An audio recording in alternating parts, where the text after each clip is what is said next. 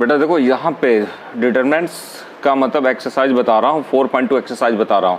लेकिन इसमें देखो एक चीज़ ध्यान देना, ये 4.2 बता रहा हूँ, इसके लिए इसका जो डिटरमिनेंट्स का जो फर्स्ट वीडियो जो बना है उसको अच्छे से देख लेना, उसके बाद ही इसको देखोगे, ठीक है ना। फर्स्ट वीडियो में मैं कुछ प्रॉपर्टी बताया हूँ, तो उस प्रॉपर्टी का मैं इसमें यूज़ करके बता रहा हूँ कि कैसे क्वेश्चन को मतलब सॉल्व करते हैं। यहाँ पे देखो इसका जो फर्स्ट क्वेश्चन जो दिया हुआ है 4.2 को, देखो फर्स्ट क्वेश्चन ये दिया हुआ है X Y Z A B C X plus A Y plus B Z plus C, ठीक है।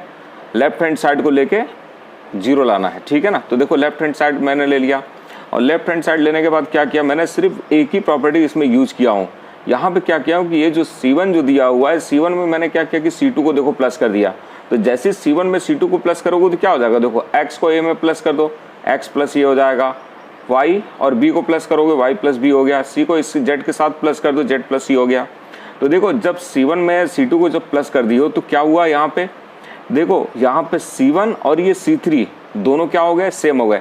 तो देखो ये प्रॉपर्टी होती है डिटरमिनेंट्स की कि जब किसी भी डिटरमिनेंट्स के दो कॉलम जब सेम आ जाए तो उसकी वैल्यू क्या हो जाएगी, जीरो हो जाएगी। यदि मान के चलो कि दो रो भी यदि सेम आ जाएगा ना तो उसकी भी वैल्यू जीरो ही होगी, ठीक है ना। तो यहाँ पे डायरेक्ट इसकी वैल्यू मैंने कितना कर दिया, जीरो कर दिया। अब देखो सेकंड क्वेश्चन, देखो इसका सेकंड क्वेश्चन में क्या दिया हुआ है यहाँ पे, देखो a minus b b minus c c minus a b minus c c minus a minus b c minus a minus b b minus c equal to zero दिया हुआ है। अब इसको भी देखो लेफ्ट हैंड साइड को मैंने ले लिया। अब लेफ्ट हैंड साइड को लेकर मैं इसमें एक ही प्रॉपर्टी लगाऊंगा कि ये जो C1 जो दिया हुआ है ना, C1 में क्या करूंगा कि C2 और C3 दोनों को एक साथ प्लस कर दूंगा। तो दोनों को देखो एक साथ प्लस करने से क्या आएगा, यहाँ पे देखो C1 में देखो किसको प्लस कर रहा हूँ, C2 को और C3 को प्लस किया। तो यहाँ पे देखो C1 के प्लस पे क्या आ गया, जीरो जीरो जीरो आ गया। अब यहाँ पे एक प्रॉपर्टी और यूज कर सकते हो कि किसी भी डिटरमिनेंट्स के एक कॉलम के पूरे एलिमेंट यदि जीरो आ जाए तो इसकी वैल्यू जीरो हो जाएगी, या एक रो के भी एलिमेंट यदि पूरे जीरो आ जाए ना तो भी इसकी वैल्यू जीरो हो जाएगी। देखो ये सेकंड क्वेश्चन भी कंप्लीट हो गया। अब इसके बाद देखो थर्ड वाला क्वेश्चन, देखो थर्ड वाले क्वेश्चन में भी देखो लेफ्ट हैंड साइड को लेकर जीरो लाना है। देखो कई बच्चे ये सोचते हैं ना कि इसको तो डायरेक्ट हम लोग सॉल्व कर सकते हैं, प्रॉपर्टी लगाने की क्या जरूरत है। देखो प्रॉपर्टी लगाना बहुत ज़रूरी होती है। यदि एग्जाम में आएगा ना कि बाई प्रॉपर्टी इसको यूज करो, तो प्रॉपर्टी से यूज करोगे तो ही नंबर मिलेगा। यदि मान के चलो कि प्रॉपर्टी यूज नहीं कर रहे हो और डायरेक्ट यदि सॉल्व कर देते हो तो इस पर नंबर नहीं मिलेगा, ठीक है।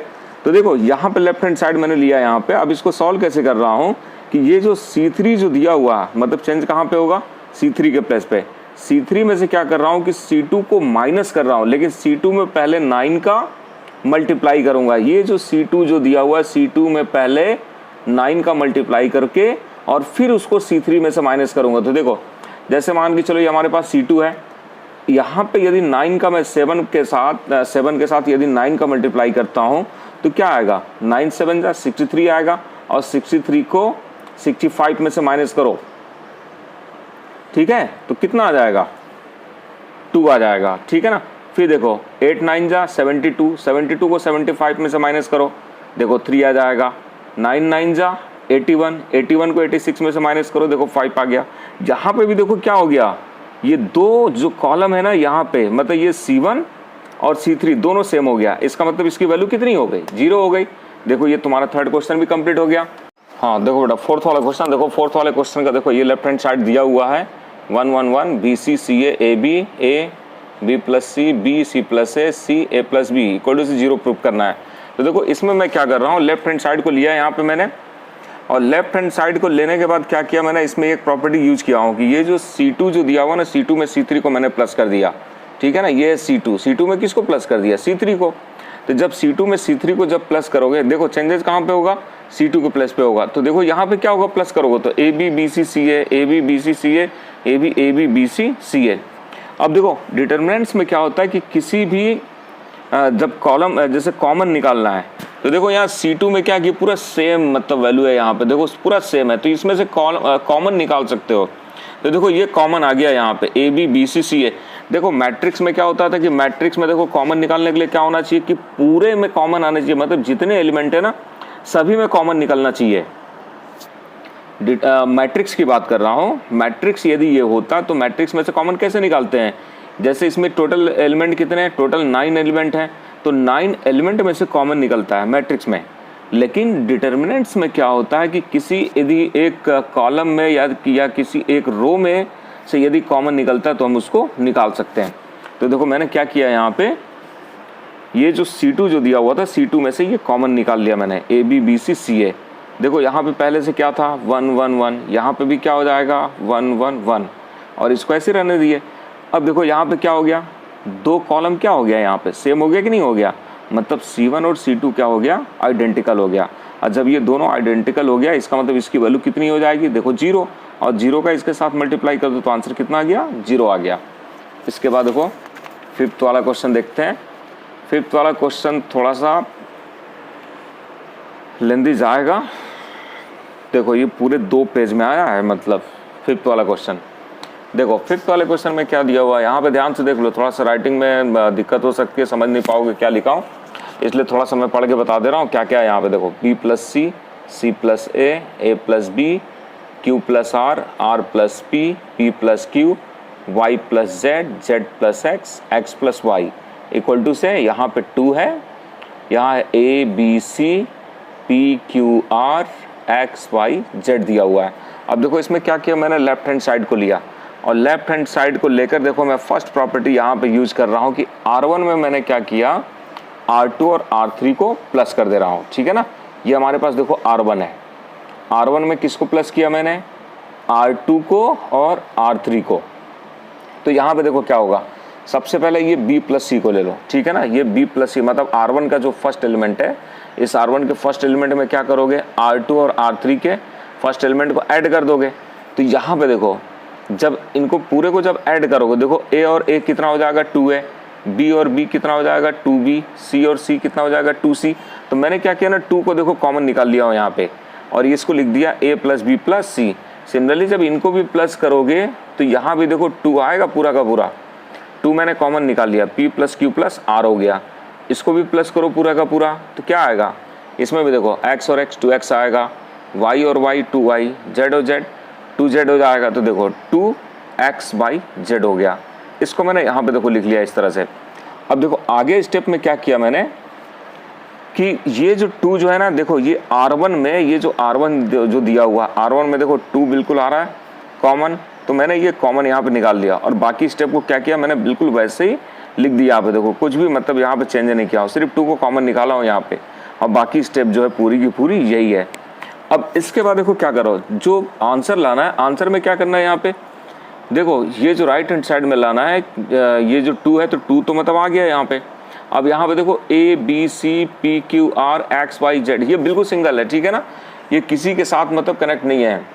तो यहाँ पे भी क्या करना है, जैसे इनको बिल्कुल अलग अलग करना है, जैसे A + C है, P + Q R है, जहाँ पे X + Y + Z है, इनको अलग करना है। तो देखो अलग कैसे होगा, एक एक करके अलग करोगे। पहले देखो इसमें ऑपरेशन में लगाने जा रहा हूँ, R1 के प्लेस पे चेंज करूँगा, ये R1 के प्लेस पे। तो R1 के प्लेस पे जब चेंज करूँगा तो मैं क्या कर रहा हूँ कि R1 में से R2 को माइनस कर रहा हूँ, इस R1 में से R2 को माइनस कर दूंगा। तो जब R2 को माइनस करोगे, देखो जब ये इसमें से इसको जब माइनस करोगे तो A + B + C में से जब इसको माइनस कर दोगे C + A को, तो यहाँ पे क्या होगा, A से A कैंसिल हो जाएगा, C से C कैंसिल हो जाएगा, क्या बचेगा, B बचेगा।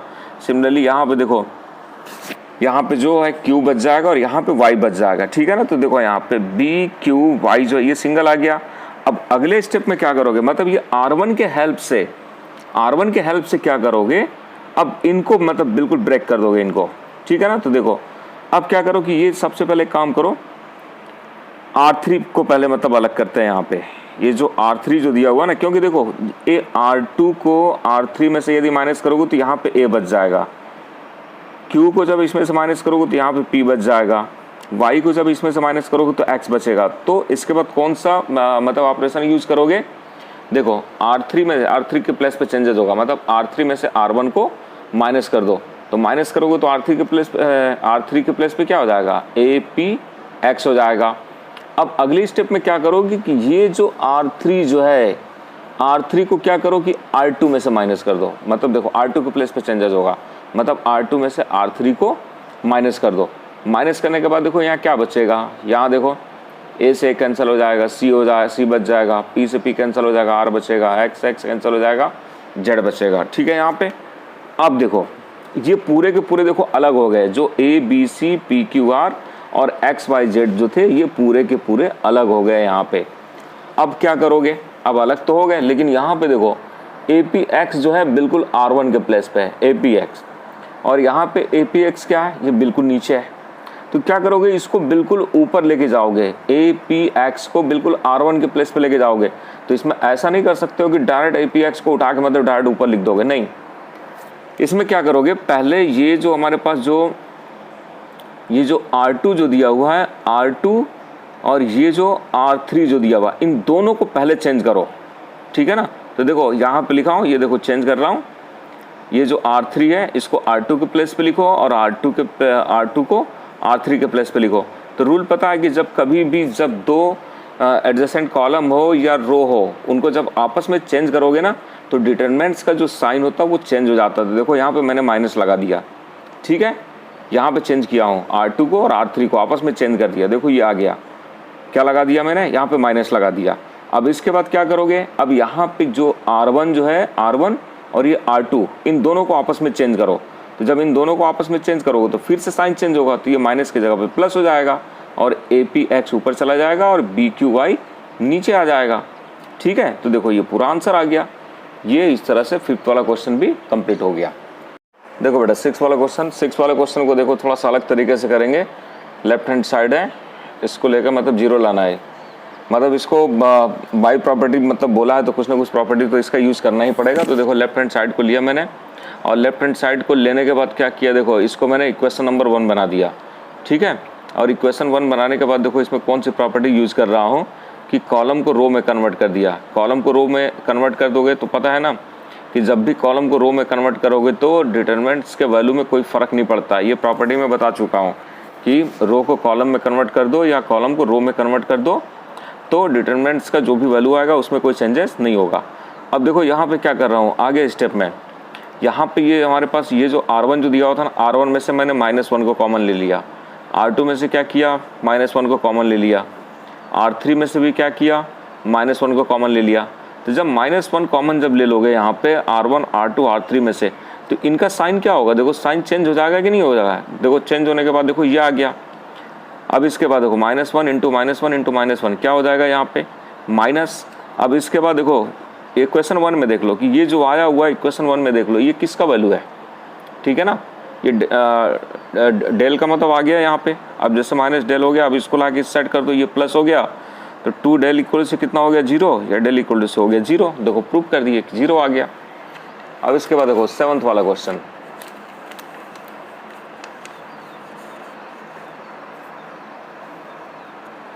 देखो 7th वाले क्वेश्चन में क्या करोगे, यहाँ पे देखो दिया हुआ है -a² AB AC BA -b² BC CA CB -c², ठीक है ना। इक्वल टू से प्रूव करके बताना है 4a² b² c²। देखो लेफ्ट हैंड साइड को ले लिया मैंने। लेफ्ट हैंड साइड को लेने के बाद यहाँ पे ध्यान से देखो कि ये जो R1 जो दिया हुआ है, R1 में ध्यान से देखो a² AB AC, इसमें देखो a कॉमन दिख रहा है, R2 में देखो b कॉमन दिख रहा है, R3 में देखो c कॉमन दिख रहा है। तो मैंने क्या किया ना कि इसमें से a, इसमें से b, इसमें c को देखो कॉमन ले लिया। अब कॉमन लेने के बाद क्या किया मैंने, फिर से इसके बाद देखो C1 को देखो, फिर C2 को देखो, फिर C3 को देखो, फिर से कॉमन निकल गया। तो कॉमन निकलने के जब फिर से a निकालोगे तो a के साथ मल्टीप्लाई कर दोगे, a² हो जाएगा। इसमें से b निकालो, b के साथ मल्टीप्लाई कर दो, b² हो गया। इसमें से c निकालो, c के साथ मल्टीप्लाई कर दो, c² हो गया। अब देखो यहाँ पे आ गया। अब इसके बाद क्या किया हूँ कि ये जो R1 जो दिया हुआ है, R1 में मैंने क्या किया कि R2 को प्लस कर दिया। अब R2 को क्यों प्लस किया, क्योंकि देखो जब ये R2 को जब R1 में प्लस करोगे तो एक 0 यहाँ मिल जाएगा और एक 0 यहाँ मिल जाएगा। देखो ये मिल गया यहाँ पे, ये 0 0 और यहाँ पे 2 हो गया। अब इसके बाद क्या करूँगा कि यहाँ पे फर्स्ट रो के रिस्पेक्ट में क्या करूँगा, इसको सॉल्व कर दूंगा। तो सॉल्व करूँगा, देखो सॉल्व करने का तरीका पता है कि यहाँ पे देखो स्टार्टिंग कहाँ से करते हो, प्लस माइनस प्लस, मतलब ये +2, मतलब इन दोनों को देखो सॉल्व करने की ज़रूरत नहीं है क्योंकि इसको लोगे पूरा का पूरा 0 हो जाएगा। +2 लिया, इसके बाद देखो इस रो को हटा दो और इस कॉलम को हटा दो, बचा क्या, देखो 1 -1 और 1 बचा। 1 का 1 के साथ करो 1 आएगा, फिर फॉर्मूले में आता माइनस। अब वो माइनस को ये क्या कर देगा +1, अब देखो यहाँ पे 1 और 1 क्या हो जाएगा 2 का 2 से मल्टीप्लाई कर दो, कितना हो गया 4। देखो ये आंसर आ गया यहाँ पे। क्वेश्चन नंबर 8 तो देखो यहाँ पे 8 वाला दिया हुआ है यहाँ पे। 8 वाले में देखो क्या कर रहा हूँ मैं, यहाँ पे लेफ्ट हैंड साइड ले लिया और यहाँ देखो ये लेफ्ट हैंड साइड दिया हुआ है, इसमें डायरेक्ट प्रॉपर्टी ये लगा रहा हूँ। देखो किसी भी डिटरमिनेंट्स के अंदर यदि मान के चलो किसी कॉलम में या किसी रो में यदि 1 1 दिख जाए, सबसे पहले तो 0 लाने की कोशिश करो। ये याद कर लो बिल्कुल इस स्टेप को जो बता रहा हूँ। किसी भी डिटरमिनेंट्स में यदि किसी कॉलम में या किसी रो में यदि उसके पूरे एलिमेंट यदि 1 1 यदि दिख जाए तो क्या लाओगे, सबसे पहले 0 0 लाने की कोशिश करोगे। अब 0 0 लाओगे कैसे, देखो यहाँ पे हमारे पास क्या है, देखो ये R1 है। R1 में से क्या करो, R2 को माइनस करो तो यहाँ पे 0 मिल जाएगा। फिर R2 में से क्या करो, R3 को माइनस कर दो तो यहाँ पे भी 0 मिल जाएगा। देखो यहाँ 2 ऑपरेशन में एक साथ यूज किया हो। यहाँ पे R1 में से R2 को माइनस किया, चेंजेस कहाँ पे होगा, R1 के प्लेस पे। फिर R2 में से R3 को माइनस किया, चेंजेस कहाँ पे होगा, R2 के प्लेस पे होगा। देखो ये आ जाएगा यहाँ पे, ठीक है ना। देखो यहाँ पे 0, यहाँ पे क्या हो जाएगा a माइनस बी, यहाँ a square minus b square, यहाँ पे देखो 0, यहाँ b माइनस सी, मतलब b में से c को सब्ट्रैक्ट करो, b स्क्वायर में से c स्क्वायर को करो, तो देखो ये आ जाएगा यहाँ पे। अब इसके बाद क्या किया हूँ मैं, कॉमन निकाला हूँ। कॉमन कैसे निकाला हूँ कि यहाँ पे देखो ये 0 है, यहाँ a माइनस बी, फिर a square minus b square. अब जैसे देखो यहाँ पे जो R1 जो दिया हुआ, R1 में से कॉमन निकलेगा, a square minus b square जो है इसको ब्रेक करके a प्लस बी और a माइनस बी लिख सकते हो ना इसको। तो यहाँ से a माइनस बी निकल जाएगा और यहाँ से भी a माइनस बी निकल जाएगा। तो देखो यहाँ में से मैंने a माइनस बी निकाल दिया। अभी यहाँ से जब R1 से a माइनस बी जब निकल जाएगा तो देखो यहाँ तो 0 ही रहेगा। यहाँ a माइनस बी को निकाल दिए तो देखो यहाँ पे 1 आ गया। यहाँ से इसको ब्रेक किए थे ना, a plus b and a minus b, तो a माइनस बी को जब निकाल दिए तो क्या बचेगा, यहाँ पे a प्लस बी बचेगा। सिमिलरली क्या करोगे, R2 में से भी क्या करो, बिल्कुल उसी तरह से b माइनस सी को कॉमन निकाल लो तो यहाँ बच जाएगा 0 1 b प्लस सी। अब इसके बाद क्या करो कि यहाँ पे C1 के रिस्पेक्ट में इसको सॉल्व कर दो, डायरेक्ट C1 के रिस्पेक्ट में सॉल्व कर दो।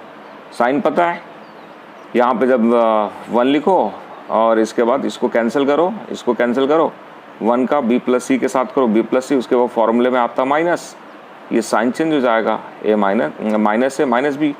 अब देखो ये पूरा b से b कैंसिल हो गया, c माइनस से बचा, c माइनस को यहाँ पे लिख दो, ये हो गया आंसर यहाँ पे।